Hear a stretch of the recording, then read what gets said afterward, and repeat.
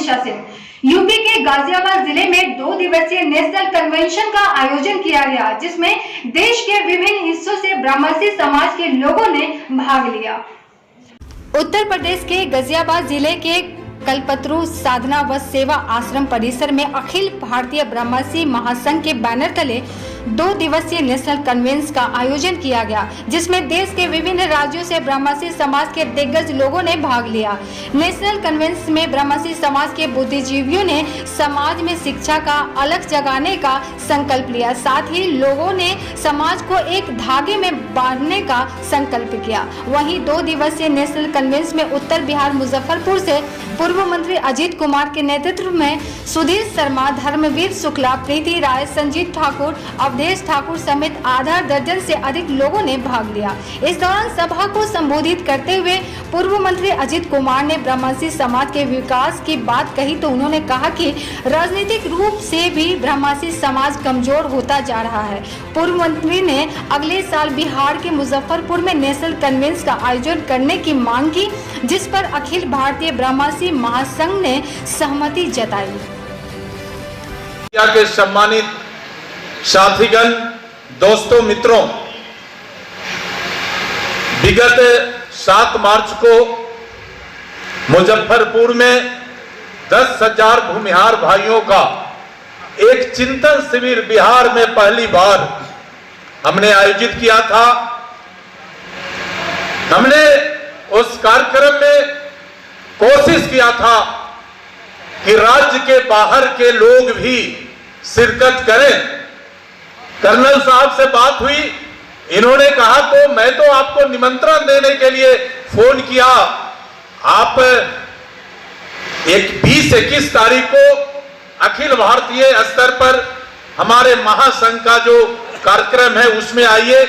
मैंने इनको कहा कि हम तो पूरे जीवन समाज के लिए समर्पित हैं। मंत्री रहे उस समय भी छाती ठोक कर कहते थे कि हम भूमिहार हैं, हम ब्रह्मसी हैं, और अपने समाज को ऊपर उठाने के लिए जितना हद तक जाना होता था हम जाते थे।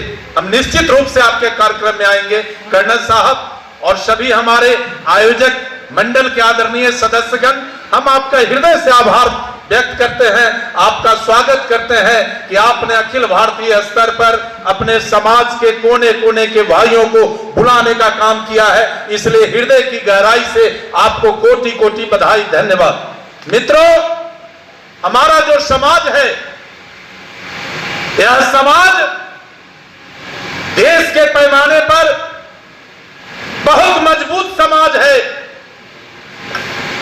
वह इसलिए कि चाहे छिपर हो, त्यागी हो, मोहियाल हो, दत्त हो, जिस भी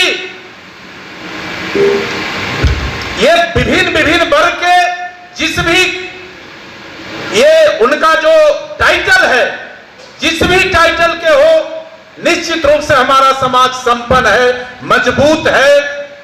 आर्थिक क्षेत्र में ये समाज काफी ऊपर है, बुद्धि के क्षेत्र में आगे है। हमारा मुख्य पेशा जमीन जोतना है। कृषि के क्षेत्र में हमारा पूरे देश के पैमाने पर हमारा पहचान है। लेकिन हम बिहार की बात करें तो हम लोग काफी इन दिनों सत्ता और शासन से प्रताड़ित होकर हम लोगों का एक स्पेशल ऑपरेशन बिहार के अंदर किया जा रहा है। आज पूरे बिहार में हमारे वर्ग के लोग भारतीय जनता पार्टी को वोट देकर सत्ता में लाने का काम किया है। लेकिन इन दिनों लगातार भूमिहारों को कैसे प्रताड़ित किया जाए, कैसे सिस्टम से बाहर किया जाए, ये भारतीय जनता पार्टी के द्वारा एक बड़े सोचे समझे साजिश के तहत ये अभियान ऑपरेशन चलाया जा रहा है। इस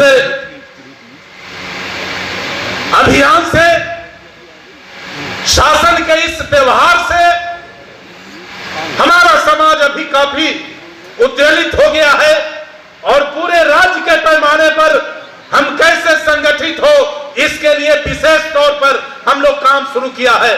7 मार्च को जो मुजफ्फरपुर में हुआ कार्यक्रम, उसमें हम लोगों ने एक 11 एजेंडा को लिया है और इस एजेंडा पर काफी गंभीरता से काम कर रहे हैं। उसमें पंचायत स्तर पर पंचायत स्तर से लेकर राज्य स्तर तक परामर्शी पंचायत का गठन हम लोग कर रहे हैं। मुजफ्फरपुर जिले और बिहार के सभी परामर्शी परिवार का हम लोग डॉक्यूमेंट्री तैयार करने का एक प्रयास शुरू किया है। हम लोगों ने अपने समाज के जो गरीब छात्र हैं उनको मेडिकल इंजीनियरिंग फार्मेसी के लिए स्पेशल निःशुल्क कोचिंग का व्यवस्था हम लोगों ने किया है। अपने समाज को आगे बढ़ाने के लिए जो हमारे समाज के नौजवान हैं उनका पूर्णकालिक टीम गठित हम लोग कर रहे हैं बिहार के अंदर में। और परामर्शी समाज के लोग राजनीतिक रूप से जागरूक हो इसके लिए भी विशेष अभियान है। तिलक दहेज जैसे कुरीति सबसे समाज को बचाने के लिए हम लोगों ने एक प्लेटफॉर्म तैयार किया है, इस पर भी हम लोग काम शुरू कर दिया है। संपन्न परामर्शियों से आर्थिक मदद लेकर प्रत्येक जिला में 1 करोड़ का रिवॉल्विंग फंड हम लोग बना रहे हैं जिससे कि गरीबों को मदद करे। ग्रामीण क्षेत्र के जो पुस्तकालय बंद पड़े हैं उनको चालू करके परामर्शी युवक छात्र को कैसे मैक्सिमम इन्वॉल्वमेंट हो इसकी प्रयास हो रही है।